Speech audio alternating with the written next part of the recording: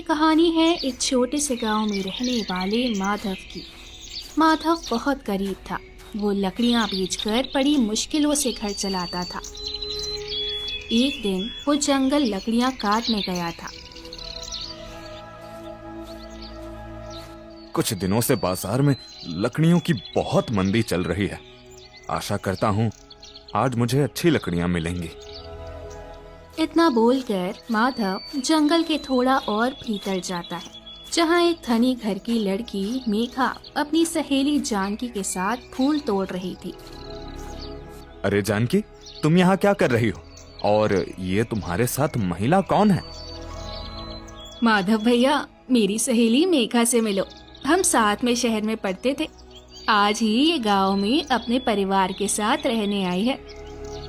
ओह, अच्छा। जानकी, ये कौन है? तुम इसे भैया कह रही हो? ये माधव भैया है, मेरे पड़ोस में ही रहते हैं।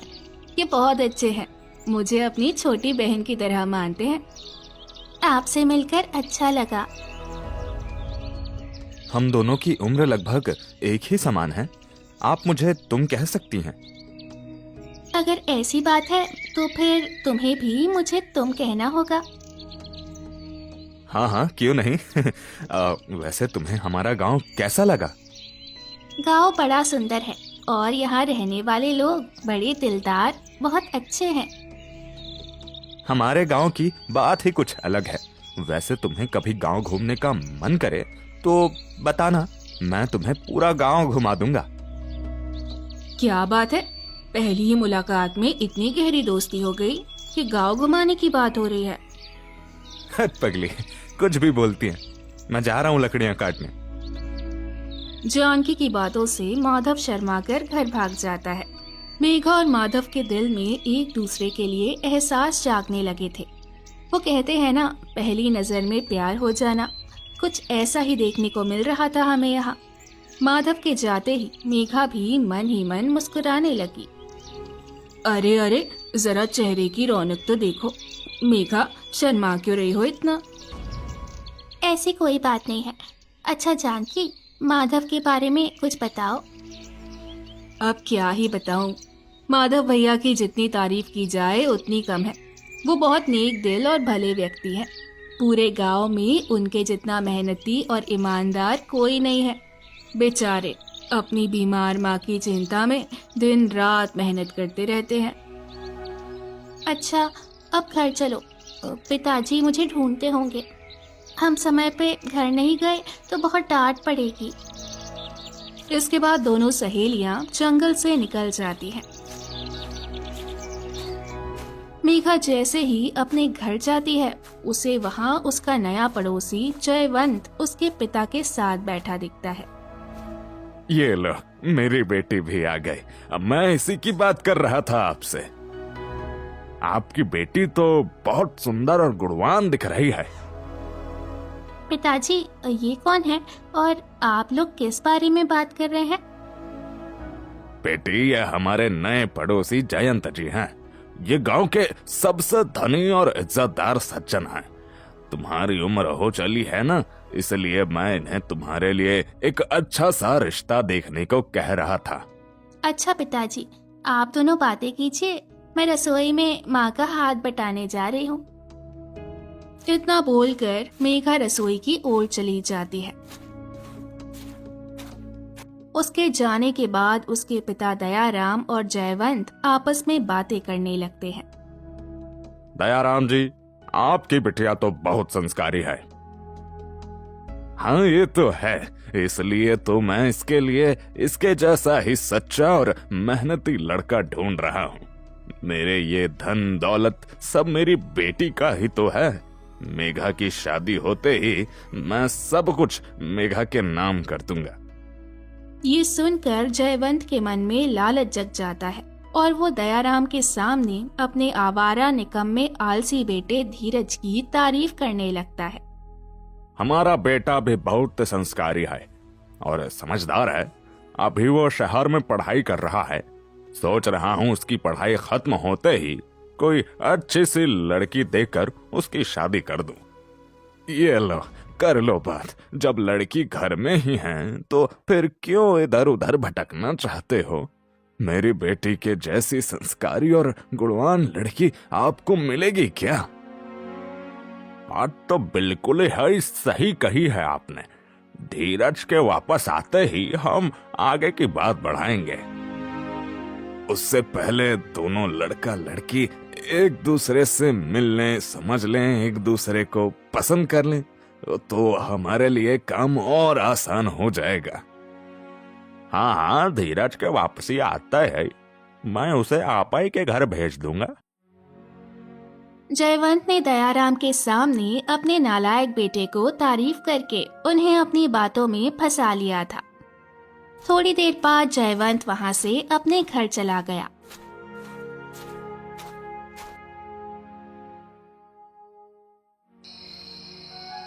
रात हुई, सभी सो गए। मेघा को नींद नहीं आ रही थी, इसीलिए वो खुली हवा लेने घर के बाहर निकली। तभी उसे माधव लकड़ियां लाते हुए दिखा। अरे माधव, तुम अभी घर आ रहे हो क्या? कितनी रात हो गई है, ये भी कोई समय है घर जाने का? क्या कहूँ मेघा, इतना काम ही रहता है कि घर आने का समय ही नहीं मिलता दिन में। अब देखो ना, आज मैं दूसरे गांव भी गया था लकड़ियां बेचने, फिर भी कितनी सारी लकड़ियां बच गईं। सुबह फिर बाजार निकलूंगा। माधव की बातें सुनकर मेघा मन में सोचती है, ये कितना मेहनती है, अपनी बीमार माँ के इलाज के लिए कितनी मेहनत कर रहा है। इसे तो खुद का ध्यान रखने का भी होश नहीं होता। मेघा, किस सोच में पड़ गई? कुछ भी तो नहीं। अच्छा, अब रात काफी हो गई है, घर जाकर आराम करो, नहीं तो नींद पूरी नहीं होगी। माधव, कल शाम अपना काम खत्म करके नदी किनारे आ जाना, मैं तुम्हारा इंतजार करूंगी। क्यों, कुछ काम है क्या? ओफो, तुम सवाल बहुत करते हो। आना है कि नहीं? अच्छा बाबा, आ जाऊंगा। अब तो सो जाओ जाकर। चलो ठीक है, तुम भी जाकर आराम कर लो। इसके बाद माधव अपने घर जाता है, जहां उसकी बूढ़ी माँ बेसब्री से उसका इंतजार कर रही होती है। आ गया बेटा, आज तो तुझे घर आने में काफी देर हो गई।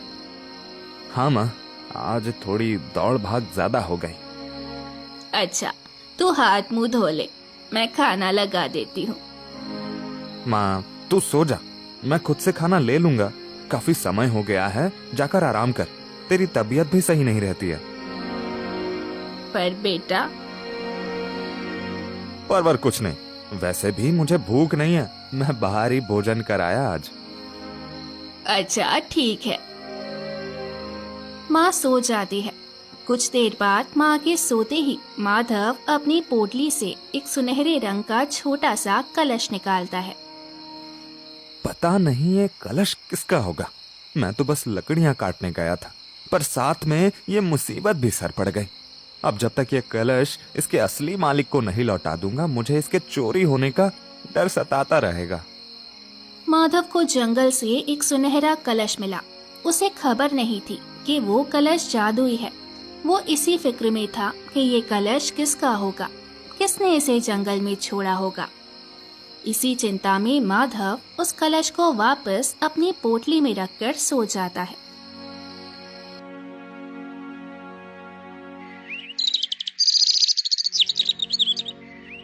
सुबह होती है, माधव लकड़ियां लेकर बाजार जाता है। तभी जयवंत दयाराम के साथ उसके पास खरीदी करने आता है। ए माधव, लकड़ियां कुछ हमारे घर में भी पहुंचा दो, घर पे लकड़ियां खत्म हो गई है। जी जरूर, मैं आज ही पहुंचा दूंगा। जयंत जी, क्या आप इसी के पास से लकड़ियां खरीदते हैं? आपसे मैं भी इसी से लकड़ियों का व्यापार किया करूंगा। अरे नहीं नहीं दयाराम जी, वो तो आज कोई और लकड़हारा लकड़ियां लेकर आया ही नहीं है ना, इसलिए मजबूरन मुझे इससे ही लकड़ियां खरीदना पड़ रही है। वरना इस मनहूस से कौन है लकड़ियां खरीदेगा। मनहूस? हाँ, ये मनहूस ही तो है। गांव का ही एकलौता ही ऐसा व्यक्ति है जो इतनी मेहनत करत है, उसके बाद भी गरीबी और लाचारी की जिंदगी जी रहा है। इसकी मनहूसियत तो खराब किस्मत इसका पीछा ही नहीं छोड़ता है। सेठ, मैं भले ही गरीब हूं, पर इतना लाचार नहीं कि अपने स्वाभिमान पे दाग लगने दूं। अगर आपको मुझसे लकड़ियां खरीदने में इतनी ही लज्जा आती है तो आज भी मत खरीदिए। मुझ पर एहसान क्यों कर रहे हैं? तुम्हारे एक बार लकड़ियां खरीद लेने से मैं धनी नहीं हो जाऊंगा। जुबान तो देखो कि कितनी लंबी है। हालात जहर खाने वाले हैं और तेवर महाराजाओं के दिखा रहे हैं। तुम्हें बड़ों से बात करने की तमीज नहीं है क्या? यही संस्कार दिए हैं तुम्हारी माँ ने तुम्हें। मेरी माँ के संस्कारों पे उंगली उठाने से पहले अपने तरीकों पर ध्यान दो आप लोग। हाथ में 2 पैसे क्या आए, अंदर की इंसानियत ही मर गई है। चलो जयंत जी यहां से, मुझे अब इस लड़के की शक्ल भी बर्दाश्त नहीं हो रही है। जयवंत और दयाराम वहां से चले गए। माधव ने दयाराम को जवाब देकर अनजाने में खुद ही अपने पैरों पे कुल्हाड़ी मार ली थी।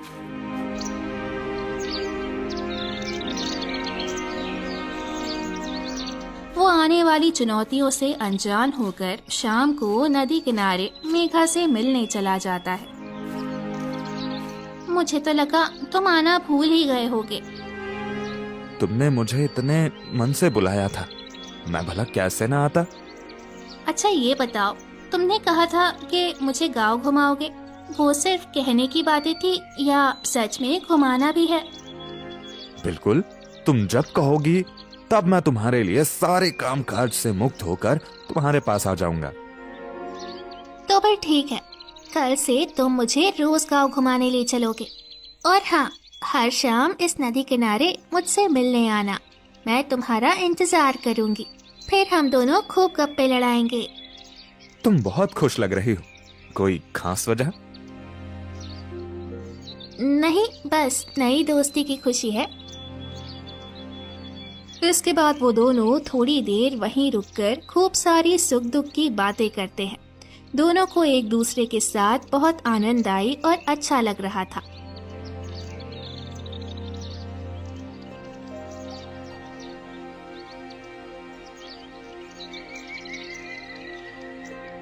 ऐसे ही दिन बीतते चले गए। दोनों के बीच नजदीकियां बढ़ी। फिर एक दिन नदी किनारे माधव ने मेघा से अपने प्यार का इजहार किया। मेघा, मैं तुमसे कुछ कहना चाहता हूँ। कहो ना, क्या कहना है? इन कुछ दिनों में हम एक दूसरे को कितना समझने लगे हैं ना। हाँ, मैं आज तक किसी के साथ इतनी खुश नहीं रही जितनी तुम्हारे साथ इन दिनों रही हूँ। मेघा, असल में मैं तुम्हें बहुत चाहने लगा हूँ। मुझे माफ कर देना, मैंने अपने दिल को बहुत समझाया, पर मेरे एहसास मेरे बस में ना रहे और मुझे तुमसे प्रेम हो गया। इसमें माफी मांगने वाली कोई बात नहीं है। सच कहूँ तो मैं भी तुमसे प्यार करती हूँ। जब मैंने तुम्हें पहली बार देखा था तभी मुझे तुम पसंद आ गए थे। सच? मेघा, आज मैं बहुत खुश हूँ। बड़े दिनों बाद मेरे चेहरे पे ये मुस्कान आई है, सिर्फ तुम्हारी वजह से। अच्छा, बातें ही करते रहोगे या अपने काम में भी जाओगे? जी तो नहीं कर रहा है तुम्हें छोड़कर जाने का, पर क्या करूं, मजबूरी है, काम में तो जाना पड़ेगा। मैं यही चाहती हूँ कि तुम्हें तुम्हारी मेहनत का फल जल्दी मिले और मैं अपने घर वालों को तुम्हारे बारे में बता सकूं। देखना, ये दिन भी जल्द ही आएगा। इतना बोलकर माधव अपने काम में चला जाता है।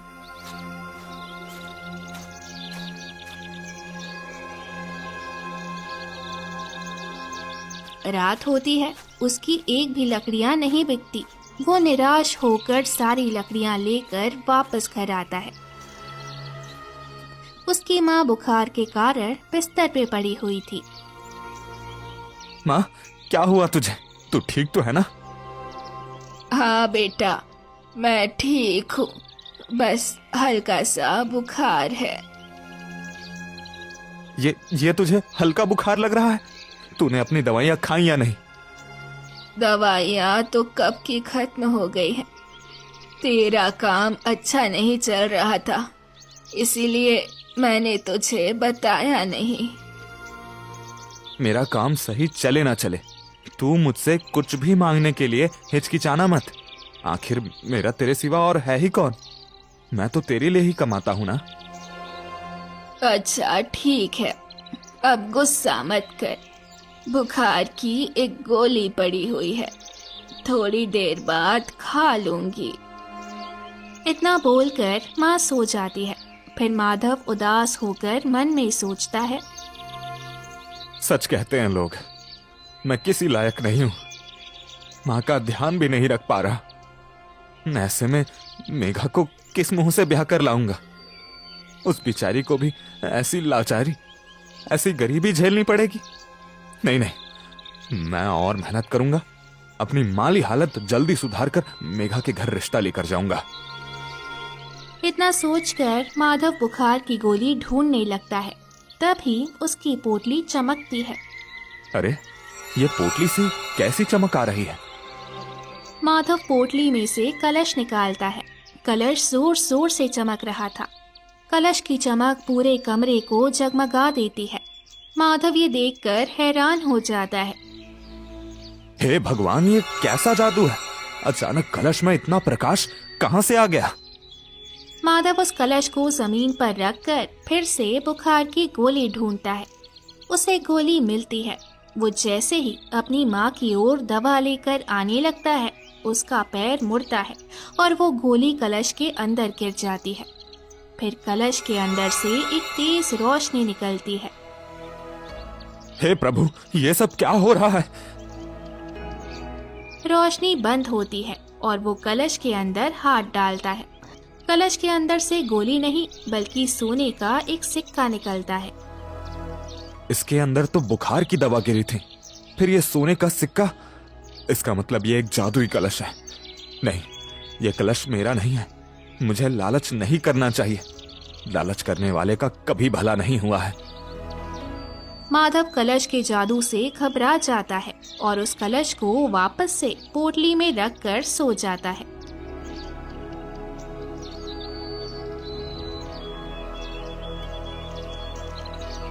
अगली सुबह वो लकड़ियां काटने जंगल जाता है।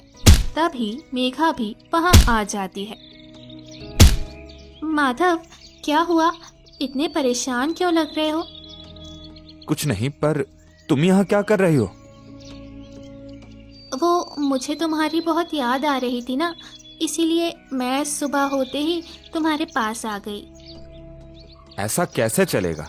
अगर तुम काम के वक्त मेरे सामने रहोगी तो मेरा तुमसे बात करने का मन करेगा, फिर मेरा ध्यान काम के ऊपर नहीं होगा।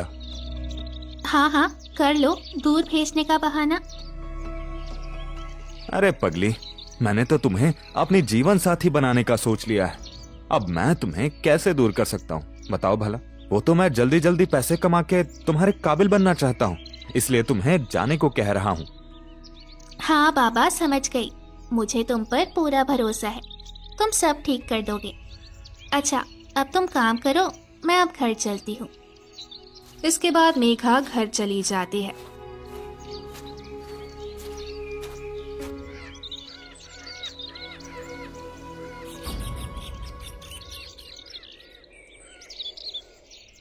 कुछ देर बाद जयवंत अपने बेटे धीरज के साथ उसके घर आता है। अरे दयाराम जी, घर पर हैं कि नहीं? हाँ हाँ, घर पर ही हूँ। आइए आइए आइए। दयाराम जी, ई रहा हमार होशियार बिटुआ धीरज। आज ही अपनी पढ़ाई पूरी करके शहर से आया है। नमस्ते ताया जी, आपकी तबीयत तो ठीक है ना? मैं आपके पांव दबा दूं? अरे नहीं नहीं, इसकी जरूरत नहीं है। वाह जयंत जी, आपने तो अपने बेटे को बहुत अच्छे संस्कार दिए हैं। पहली मुलाकात में ही धीरज ने मेरा दिल जीत लिया है। हमारा बिटवा है यही इतना गुणवान।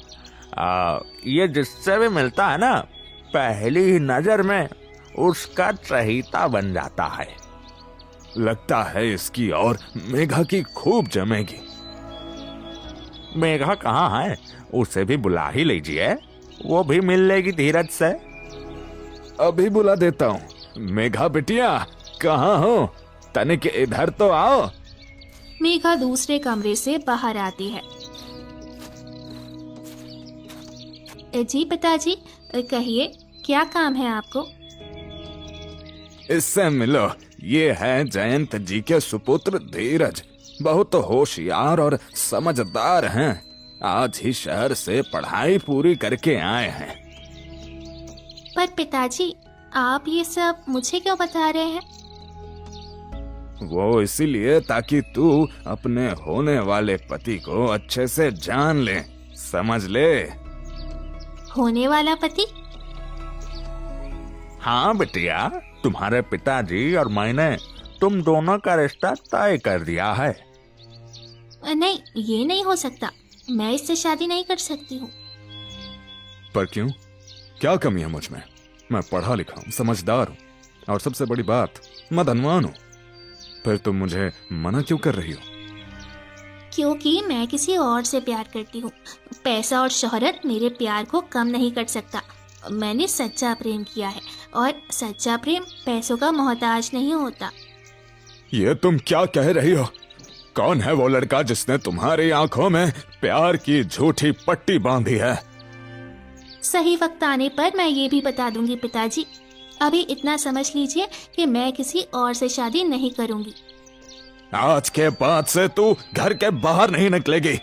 जब तक मैं तेरे प्रेमी से मिल ना लूं, तू घर में ही बंद रहेगी। अच्छा, तो अभी हम चलत हैं। अभी आपके घर में बहुत उलझने हैं, आप उसे सुलझा लीजिए, हम फिर आगे बात करेंगे। इतना बोलकर जयवंत धीरज के साथ अपने घर आ जाता है। फिर धीरज अपने पिता से हैरान होकर पूछता है, पिताजी, आपने तो कहा था कि आप किसी भी हालत में मेघा की शादी मुझसे ही करा कर रहेंगे। फिर आपने इतनी जल्दी हार कैसे मान ली? हाँ, मैंने हार नहीं मानी है बेवकूफ। मैं बस अच्छा बनने का नाटक कर रहा हूँ, ताकि उस दया राम को हमारे ऊपर कोई शक ना होए।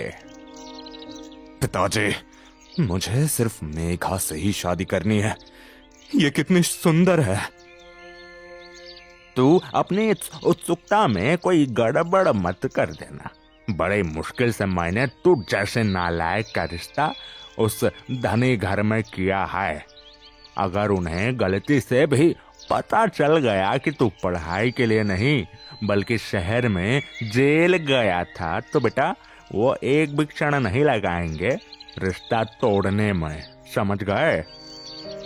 नहीं पिताजी, मैं ऐसी कोई बेवकूफी नहीं करूंगा। जयवंत मेघा की जायदाद हड़पने के लिए अपनी चालें चलता ही जा रहा था। मेघा को उसके पिता ने बाहर निकलने से रोक लगा दी।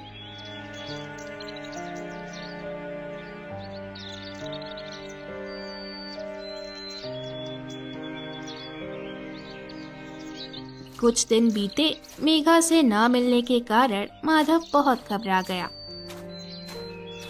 और घबराहट के मारे वो जानकी के घर मेघा के बारे में पता लगाने चला गया। अरे माधव भैया, आप आइए, बैठिए। नहीं जानकी, मैं बैठने नहीं आया हूं। मुझे मेघा की बहुत फिक्र हो रही है। कुछ दिनों से वो मुझे मिलने नहीं आ रही। भैया, मैं जानती हूँ आप दोनों एक दूसरे से प्यार करते हैं, और यही प्यार मेघा के सर पे मुसीबत बनकर बरसा है। क्या मतलब? तुम कहना क्या चाहती हो? मेघा के पिता को जैसे ही पता चला कि वो किसी और से प्यार करती है, उसके पिता ने उसे घर में बंद कर दिया। मेघा ने आपका नाम नहीं लिया। वो इतना कुछ झेल कर भी आपके बारे में ही सोच रही है। नहीं, मैं उसे इतना कष्ट झेलने नहीं दूंगा। मैं उसके पिताजी से बात करूंगा। आपको पता है भैया, उसके पिताजी उसकी शादी उस धीरज से कराना चाहते हैं। अगर ऐसा हुआ तो मेघा की जिंदगी बर्बाद हो जाएगी। धीरज अच्छा इंसान नहीं है। उसे तो मार पीट, चोरी और ना जाने कितने कितने इल्जामों की वजह से जेल हो गई थी। भले ही मेघा की शादी मुझसे ना हो, पर मैं उस धीरज से भी नहीं होने दूंगा। इतना बोलकर माधव फौरन मेघा के घर जाता है और उसके पिता से माफी मांगता है। पिताजी, मुझे माफ कर दीजिए। मुझे उस दिन आपसे बदतमीजी नहीं करनी चाहिए थी। पिताजी, तुम मुझे किस हक से पिताजी बुला रहा है? हाँ, तभी मेघा भी माधव की आवाज सुनकर रोते हुए उसके पास आ जाती है। माधव, मुझे पता था तुम जरूर आओगे। अच्छा, तो तुम हो वो चालाक लड़के जो मेरी बेटी को प्यार की झूठी पट्टी पढ़ा रहे हो? हाँ, मैंने कोई झूठा वादा नहीं किया, ना ही कोई झूठी कसम खाई है। हमारा हर एक वचन और हर एक एहसास सच्चा था। मेघा, तूने ऐसा सोचा भी कैसे कि मैं इस गरीब से तेरी शादी करा दूंगा? ये सिर्फ तेरे पैसों की वजह से तुझसे प्यार करता है। इसे तुझसे कोई मतलब नहीं। यह झूठ है। असल में पैसों के पीछे मैं नहीं, वो जयंत और उसका बेटा पड़ा है। वो धीरज कोई दूध का धुला नहीं, वो जेल से सजा काट कर आया हुआ है। अच्छा, मेरे सामने तेरी दाल नहीं गली तो अब उन खानदानी लोगों के ऊपर झूठे आरोप लगाकर मुझे गुमराह कर रहा है। सच कह रहा था जयंत, तू बहुत शातिर है। पिताजी, आप गलत समझ रहे हैं। माधव कभी झूठ नहीं बोलता है। तो चुप कर और अपने कमरे में जा। खैर पिताजी। मेघा, तुम जाओ, मुझ पर यकीन करो, मैं संभाल लूंगा। मेघा वहां से चली जाती है। फिर माधव उसके पिता को समझाने की कोशिश करने लगता है। आप मेरे ऊपर भरोसा कीजिए, मैं सच कह रहा हूं। आप भले ही मेघा का हाथ मेरे हाथ में मत दीजिए, पर बिना पूरी बात जाने उस धीरज के ऊपर भी यकीन मत कीजिए। जल्दबाजी में लिया गया फैसला अक्सर पछतावा ही देता है।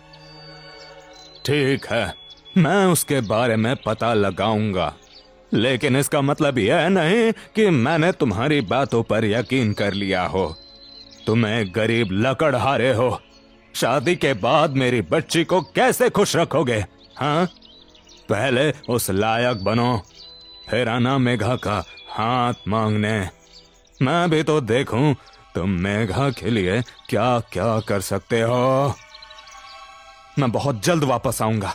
तब तक आपको मेरे सच्चे प्रेम और मेरी नीयत पर भी कोई शक नहीं होगा। मैं मेघा के जायदाद से एक फूटी कौड़ी नहीं चाहता। मुझे बस मेघा का साथ चाहिए और कुछ नहीं। तुम्हारे पास बस 10 दिन हैं। तुम खुद के प्यार को साबित करो, और अगर इन 10 दिनों में तुम नाकामयाब रहे तो मैं मेघा की शादी कहीं और करा दूंगा। मुझे ये शर्त मंजूर है। देखना, आप खुद मेघा का हाथ मेरे हाथ में खुशी खुशी दोगे। इतना बोलकर माधव दिल में मेघा को पाने का एक नया जुनून लेकर घर जाता है। दिन भर वो बस इसी फिक्र में गुजार देता है कि वो अपनी गरीबी कैसे दूर करे।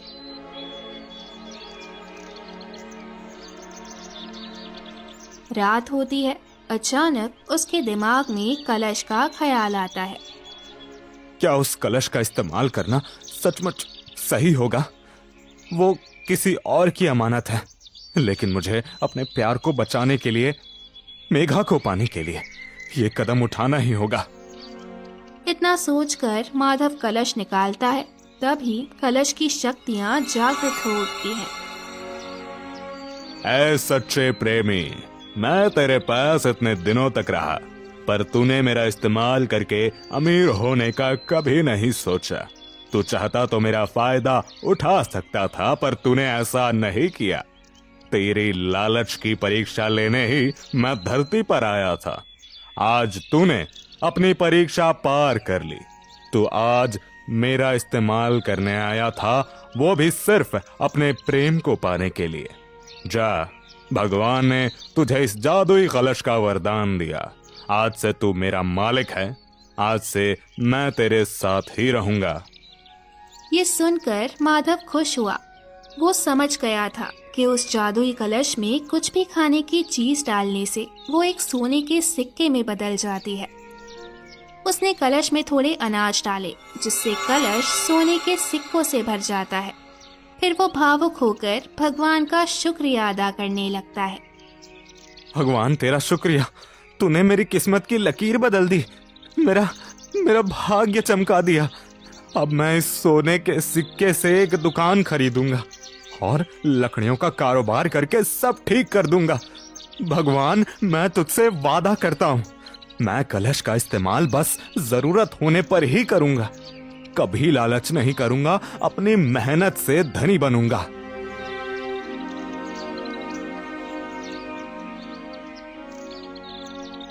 माधव ने कलश का इस्तेमाल किया। कुछ ही दिनों में उसने बड़ी सी दुकान खरीदी और लकड़ियों का कारोबार करने लगा।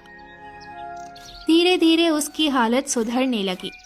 10 दिन पूरे हुए, वो मेघा का हाथ मांगने गया। आज मैं मान गया तुम्हारे सच्चे प्रेम को। तुमने जो कहा वो कर दिखाया। तुम्हारे अंदर अपने प्रेम को पाने का जुनून था। आज मैं इस साहसी प्रेम के आगे झुक गया। मेघा खुश हुई। उसने खुशी में माधव से अपने दिल की बात कही। माधव और मेघा एक है। हम दोनों एक दूसरे के दिल से जुड़े हैं। हमें कोई अलग नहीं कर सकता। माधव, मैं खुश नसीब हूँ कि तुम मुझे मेरे जीवन साथी के रूप में मिले। मेघा, अब हमें कोई परेशानी नहीं होगी। मैं तुम्हें हमेशा खुश रखूंगा। मैंने गांव में जयवंत और धीरज के बारे में पता किया। तुम सच कह रहे थे, वो दोनों पैसों के लालची हैं। उन दोनों ने मेरे साथ धोखा करना चाहा था ना, इसलिए मैंने उन्हें जेल भेज दिया। अब तुम्हें कोई परेशानी नहीं होगी। सब ठीक हुआ। मेघा के पिता ने खुद मेघा का हाथ माधव के हाथ में दिया। सबकी रजामंदी से उन दोनों की शादी हो गई। उनका प्यार अमीर गरीब, उच्च नीच, इन सभी भेदभाव से जीत गया। माधव ने अपनी माँ का इलाज करा और वो सब खुशी खुशी रहने लगे। तो दोस्तों, कैसी लगी आपको ये कहानी? हमें कमेंट के जरिए जरूर बताएं और साथ ही ऐसी और मजेदार कहानी के लिए चैनल को सब्सक्राइब करें। धन्यवाद।